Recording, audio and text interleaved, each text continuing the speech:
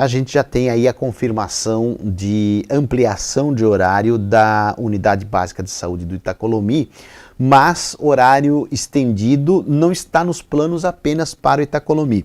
A gente divulgou isso aqui na semana passada, agora reforça essa situação, mas já também adianta que há outras unidades pensando nessa extensão, justamente por conta da demanda que se intensificou com a dengue. E aí, claro, a região toda, ou talvez até o estado de Santa Catarina todo impactado por essa doença, e muita cobrança por parte da comunidade com relação a essa alta e essa estrutura. Dr. Fabiano Neves está aqui com a gente, vice-prefeito, médico, profissional de saúde. Doutor, prioridade hoje é ampliar o horário seja do Itacolomi, mas também de outros pontos da cidade, e quais outras medidas, né, diante dessa situação que o senhor está vendo todo dia na sua lida diária da comunidade em relação a essa movimentação muito grande por conta da dengue. Bom dia. Bom dia, Juvan, bom dia a toda a equipe da Mar Azul e também aos ouvintes da Mar Azul. A dengue é uma preocupação, Juvan, muito evidente aqui na nossa cidade, porque é o nosso pequeno universo, como eu sempre costumo dizer. É por aqui que a gente se responsabiliza, por aqui que a gente se preocupa.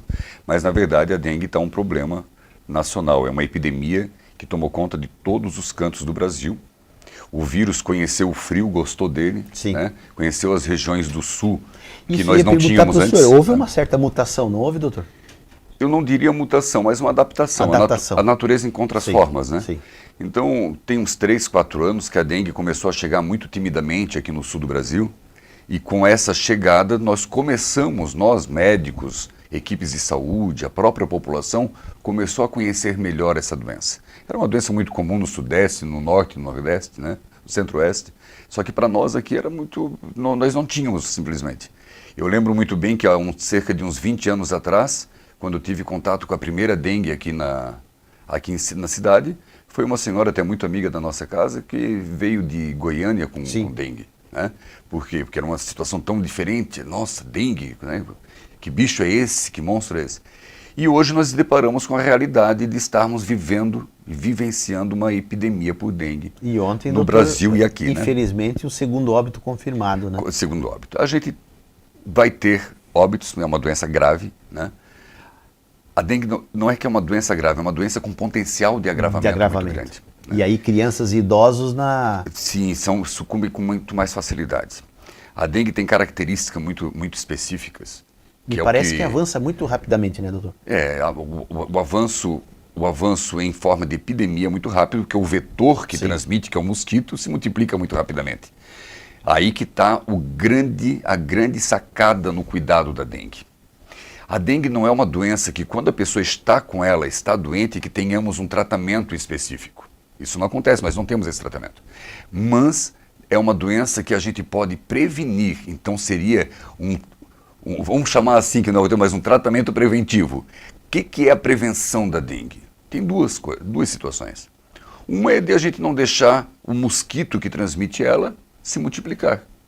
Para isso, todo mundo já sabe, já virou um clichê. O mosquito gosta de botar os seus ovos na água limpa, né, na região onde tem água limpa e parada. Então, se tem uma tampinha de garrafa, uma marmita, um plástico qualquer que acumula água, uma bromélia que acumula água, uma calha, é ali que ele vai se multiplicar. Um ralo que ficou parado. Então, nós temos que vigiar constantemente a presença desse tipo de habitat, de lugar ideal para multiplicação. Como que a gente faz isso? A gente conhecendo um pouquinho o mosquito. Olha que curiosidade bacana. O mosquito da dengue, ele nasce e costuma percorrer uma distância que não ultrapassa 300 metros de raio de onde ele nasceu. Entendi. Ou seja, quando a gente vai tomar conta dessa questão da água parada, não é só no nosso quintal, na nossa casa, é na nossa quadra inteira. Sim. É conversando com os nossos vizinhos, é apontando algum problema que tenha na rua. Nem sempre nós, enquanto prefeitura, conseguimos ver que tem uma tampinha de garrafa ali. Chama, não tem coragem de mexer, chama, vai ter uma equipe para fazer isso. A segunda situação de prevenção é que quando nosso corpo é picado, ele não importa o local onde ele é picado, se tiver o mosquito contaminado, infectado, é muito provável que nós nos infectaremos com dengue. Então, calça comprida, sapato e meia já protege 50% do corpo. A gente já começando agora um período de um friozinho melhor, que não vai estar mais aquele calor. Mais, né? Camisa. Então a gente vai ter basicamente os braços, as mãos, pescoço, rosto, para a gente proteger com o repelente. Ah, mas eu não posso usar repelente no corpo inteiro logo que saio do banho? Não, a gente tem que colocar o repelente nas áreas expostas. Onde tem roupa não se coloca repelente. Então, se eu estou com uma camisa como essa, eu vou colocar no antebraço, pescoço. Não pode ir na boca, não pode ir no nariz, não pode ir nos olhos. O repelente ajuda muito. Sim. Está em falta, ficou caro, porque o mercado é cruel, Sim, né? Cruel. Aumentou de forma violenta. Outra situação é do nosso corpo estar preparado para qualquer doença, não é para dengue, para qualquer doença. Então a gente dormir bem, praticar atividade física, procurar emagrecer se tiver acima do peso, porque a obesidade ou sobrepeso diminui a imunidade drasticamente. Procurar ter uma alimentação rica, com vegetais coloridos, uma proteína animal ali, um peixinho, um frango, uma carne, um arroz com feijão. É uma alimentação do brasileiro é muito boa, né? O gosto alimentar do brasileiro é muito bom. Mas procurar ter todas as refeições, praticar a variedade, procurar manter o bom humor, praticar uma vida mais feliz, mais calma, menos correria, e isso ajuda a imunidade a aumentar. Doutor Fabiano, aqui no município o senhor orientou inclusive a compra de repelentes para a rede municipal de ensino, né? O senhor acompanhou aí, veio um lote já, né? Olha, a gente recomendou a compra de repelentes que tenham, claro, eficácia contra, em repelir o mosquito da dengue, o Aedes aegypti, para todos os setores, né?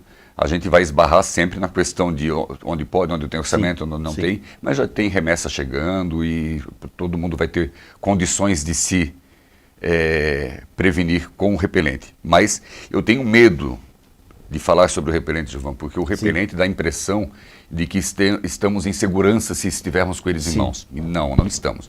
O que trata a epidemia da dengue é o cuidado sanitário, é o cuidado de não ter água parada no teu quintal, na tua calha, na tua casa. Repelente. Muito antes do repelente. E a outra situação é entender que é uma doença que não tem tratamento específico. O que a dengue causa? A pessoa confunde, eu estou com dor de garganta, eu tenho dengue. Não, a dengue não é uma doença respiratória. A dengue é uma doença inflamatória. Ela basicamente inflama o corpo todo, toda a nossa musculatura. É por isso que ela dá febre alta, pela presença do vírus.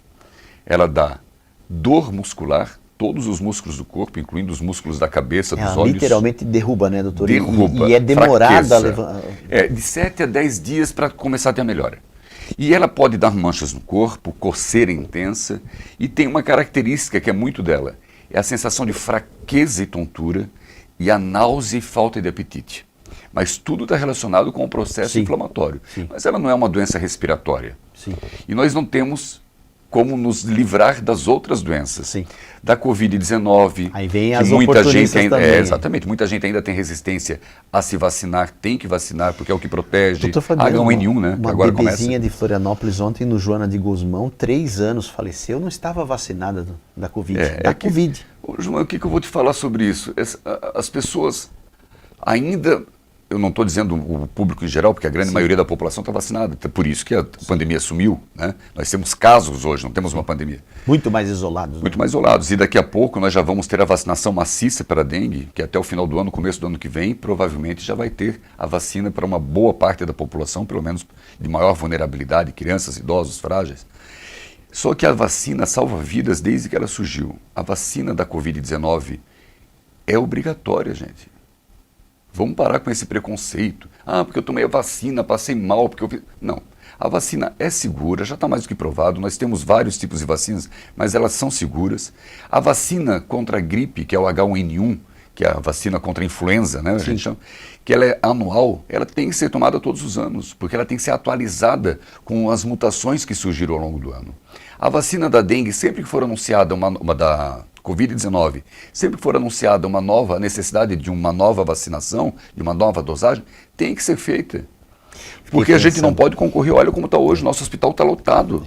Fiquei pensando, doutor Fabiano, ontem até aqui no MZL, a gente trouxe essa triste notícia de Florianópolis, fiquei pensando nesse paizinho, nessa mãe, velando o corpo de uma bebezinha de 3 anos e se questionando, né? Será que se eu tivesse vacinado não estaria com a filha nos braços? Porque não vacinou. A Secretaria de Estado confirmou que não vacinou. E com todo respeito e os pêsames que eu tenho pela família, mesmo sem conhecê-la, é um exemplo para qualquer outra pessoa, qualquer outra família brasileira, né? Do mundo, na verdade, mas a gente cuida do nosso universo. Então, hoje, quem não toma vacina, que poderia ter uma grande chance de não adquirir a doença ou adquirir e ter uma chance maior de tratamento, já que seria uma condição leve, sem hospitalização, sem agravamento, está sendo irresponsável com o próprio corpo, para aqueles que dominam o próprio corpo, ou com o corpo daqueles que estão à sua mercê, né? Que são as crianças, os idosos, os interditados, as pessoas em situação de reclusão, as pessoas que estão nas casas de geriátricas, nos orfanatos. São pessoas que não podem decidir por si, mas que os responsáveis devem decidir pelo certo, que é imunizar, vacinar maciçamente contra H1N1, que é contra a influenza, né? Contra a Covid-19. Quando surgir a vacina da dengue, que ela tiver mais popularizada, vacinar contra a dengue. São doenças que diminuem a qualidade de vida durante um tempo expressivo de tempo, um momento expressivo, 7, 10, 15 dias. Diminui a capacidade produtiva, então faz mal para a economia também. Diminui as chances de ter uma vida saudável depois, porque doenças como a Covid-19 deixam sequelas tardias e ainda não sabemos se não serão para a vida toda. Entendo. Né?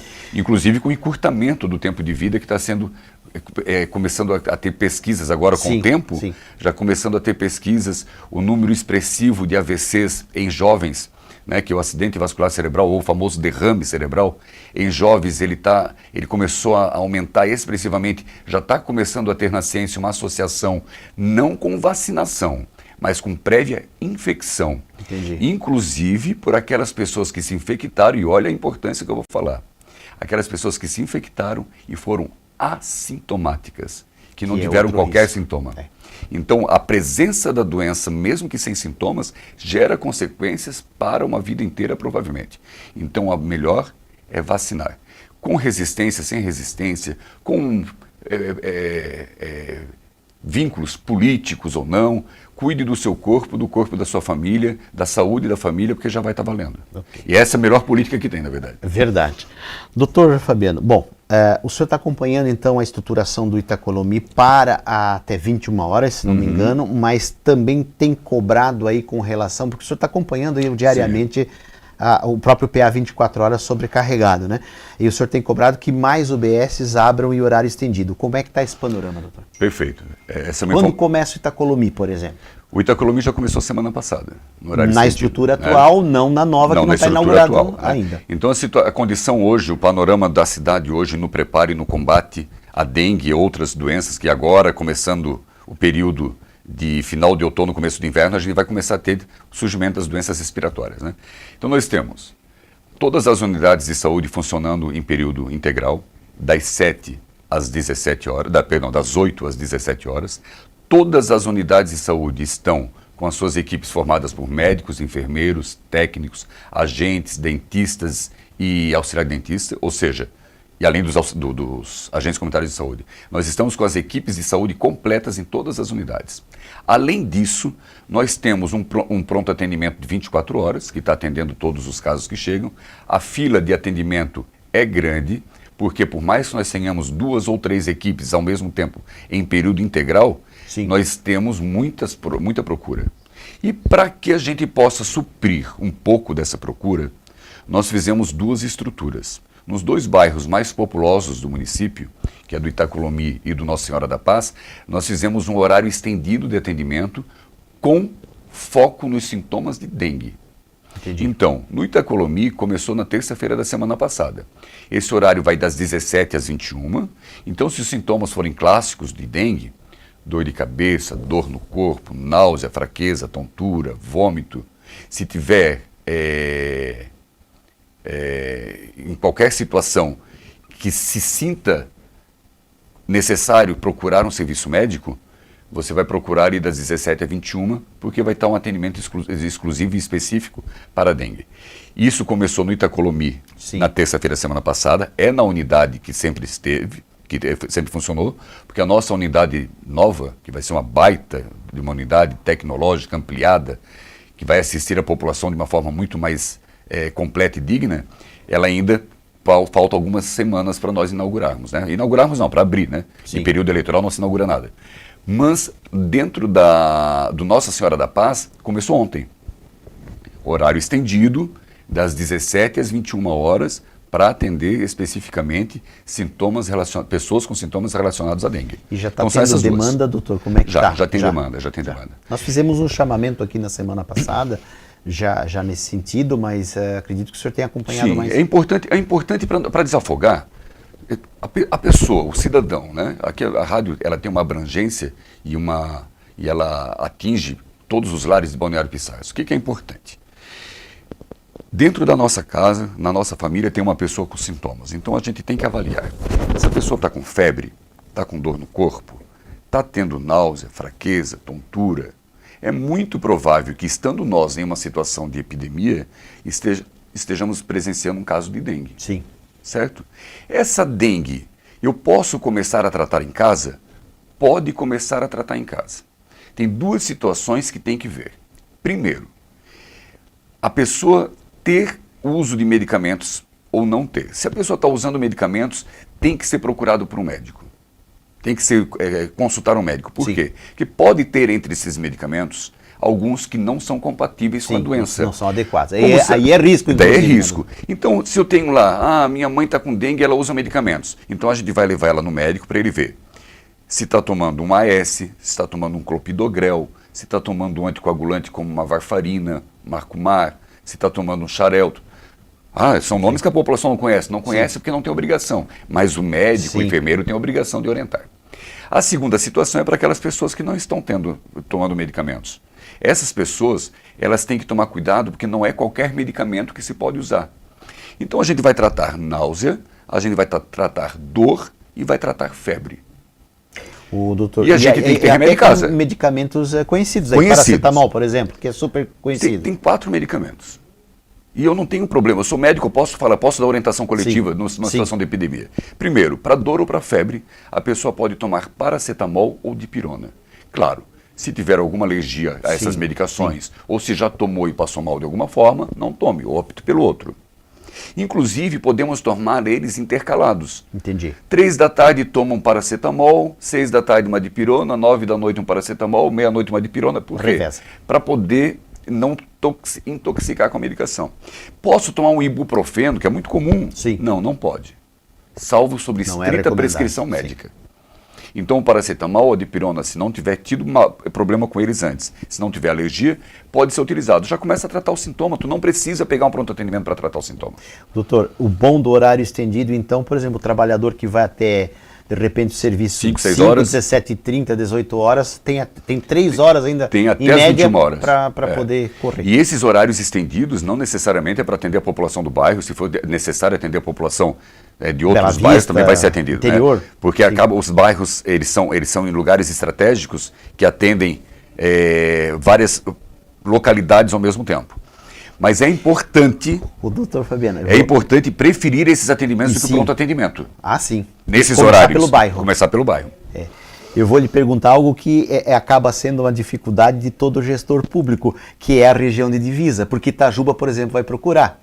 Assim como alguém da divisa de Balneário Piçarras pode procurar um atendimento em Penha, e não tem como frear isso, né, no dia da emergência, né? O que a gente recomenda, João, para toda a população? O SUS, ele tem uma característica muito bacana, que é essa situação de direcionar o tipo de problema para o lugar certo. Então, se a pessoa tem os sintomas de uma doença como a dengue, por exemplo, já que a gente está falando especificamente dela, ela tem que ver no próprio corpo se ela tem só sintomas, se tem algum sinal de agravamento, se está tendo um sangramento, né? Se está tendo muito mal-estar a ponto de não estar conseguindo fazer as coisas do dia a dia. Porque a doença é essa, a doença vai ter dor, vai ter febre, vai ter fraqueza, tontura e náusea. E vômito, talvez. Então não adianta fugir, a doença não vai mudar. Sim. Agora, se ela percebe que ela precisa de um atendimento médico, ela tem que entender qual é a gravidade e qual é o horário disponível que ela tem. Puxa vida, é 7 horas da manhã, as unidades abrem às 8 horas, certo? Eu estou com febre, estou com dor. Puxa, tu já tomou um remedinho para febre? Já tomou um remedinho para dor? Já tomou um remedinho para náusea? Tu não precisa esperar, como outro dia eu vi uma mãe reclamando nesses redes sociais. Sim. Ela estava reclamando, não, a minha filha está 3 horas há 3 horas esperando com febre no pronto atendimento. Você, poxa vida, tua filha não pode estar esperando há 3 horas com febre no pronto atendimento. Um pai, uma mãe já tem um remedinho para febre para a criança em casa. Né? Começa por ali. Então, começa por aí. Essa é uma orientação que é dada na chamada puericultura, lá nos primeiros meses de vida. Tem que ter um remedinho para febre, tem que ter um remedinho antialérgico. A farmacinha, para começar um tratamento até chegar no médico, não, mas se não, olha só o absurdo que a gente ouve isso aí todos os dias. Se não chegar com febre, eles não atendem. Isso nunca aconteceu. A febre é uma condição que tem que ser tratada, principalmente em crianças até 2 anos de idade, devido ao risco de convulsões. Né? Agora, a febre é um sinal de agravamento? Não, a febre é uma condição de doença infecciosa. Então, todas essas nuances fazem com que a gente tenha que saber assim, se eu estou numa situação legal, sintomas, mas eu preciso de um médico, eu tomo medicamentos, vai no posto de saúde. Não, mas eu trabalho, não dá para sair. Vai no horário estendido, que é específico para dengue. Não é para ir lá tratar amidalite. Ali é para a gente tratar sintomas de dengue. Não, mas já passou das 21 horas e eu preciso de um médico. Não tem como eu ficar em casa. Eu já tomei meu remedinho para febre, já tomei meu remedinho para dor, já estou me alimentando com uma comidinha leve, estou tomando bastante líquido, mas estou mal. Isso é pronto atendimento. Aí, PA. Daí a gente desafoga um pouco. É mais do que uma entrevista, acaba sendo uma consultoria. Mas eu queria que o senhor mantesse... Saúde coletiva é o que melhor funciona para atender as massas. Né? Quanto mais a gente propagar informação, principalmente em meios de comunicação como esse, mais a gente ajuda. O senhor já deu essa receita inicial, isso tudo é muito importante. Eu queria que o senhor continuasse mantendo a gente informado sobre as outras UBSs, novos horários, e, enfim, repassa para a gente por aqui, seja pela assessoria de comunicação, o senhor mesmo tem nosso contato, e o espaço aqui está sempre aberto. Perfeito, muito obrigado. Ressalto, João, a importância dos meios de comunicação, das redes sociais, nas informações passadas de forma correta. Apelo para a população que gosta de propagar uma informação, que tenha certeza daquela informação que está sendo passada, que pergunte para quem entende, que nem tudo que se fala é verdade. Outro dia chegou uma publicação ali falando de paracetamol, outra falando de hepatite. Gente, por favor, não propaguem aquilo que vocês não têm domínio de conhecimento para poder falar, porque isso atrapalha o nosso trabalho como médicos e como gestores municipais. E outra, só para finalizar, hoje, como é o Dia Mundial, o Dia Internacional da Voz, né, e dos cuidados da voz, como médico, como vice-prefeito também, queria aí passar um lembrete para as nossas equipes. Profissional da locução também. já passei por essa fase. Mas a gente cuidar, né, principalmente assim, professores, atores, cantores, locutores, pessoas que mexem e lidam com a voz, dos cuidados que tem que ter, aproveitar o dia da conscientização, né? Hidratação, o apresentador cuidados, que falta a voz, que fica a vozinha de sapachoca, né? E o senhor sabe que ao vivo no tempo do YouTube não volta atrás, não tem jeito. Não volta. E é isso aí, né? Aproveitar para salientar. Só a bênção da garganta lá na igreja de São Brás não basta, tem que ter mais cuidados, tem que ter a hidratação, tem que ter os cuidados procurando o médico frequentemente, né, para cuidar da voz, que é um fator bastante importante, inclusive, de redução da qualidade de vida. Né? Então, fica essa dica, mais uma dica da saúde. Né? Obrigado, doutor.